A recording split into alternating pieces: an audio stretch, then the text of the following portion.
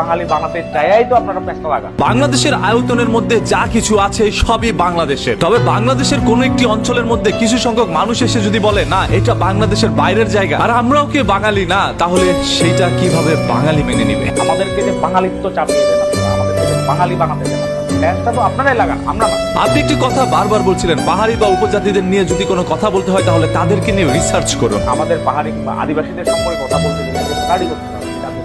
আসুন একটু রিসার্চ করে আসি। 1971 সালে যখন আমাদের বাংলাদেশ স্বাধীন হয় তখন এই লাল সবুজের পতাকা অর্জন করতে গিয়ে হাজার হাজার মা বোনের ইজ্জত হরণ হয়। লক্ষ লক্ষ মানুষ প্রাণ দিয়ে রক্তের বিনিময়ে অর্জিত করেছিল আমাদের এই লাল সবুজের পতাকা, আমাদের এই বাংলাদেশ। স্বাধীন সেই দেশের মধ্যে হঠাৎ করে কোথা থেকে এসে পড়েন আপনারা? আমাদের এই স্বাধীন বাংলাদেশের মধ্যে আপনাদেরকে জায়গা করে দিয়েছিলাম আমরাই বাঙালিরা, যেভাবে এখন জায়গা করে দিয়েছি রোহিঙ্গাদের। ধরেন এই আমার স্টুডিওর মধ্যে অনেক জায়গা রয়েছে, এখানে একজন মানুষ এসে বলল ভাই আমাকে একটু জায়গা দেন। আমি বললাম যেহেতু আপনার কোনো জায়গা নাই ওই কোনাটার মধ্যে আপনি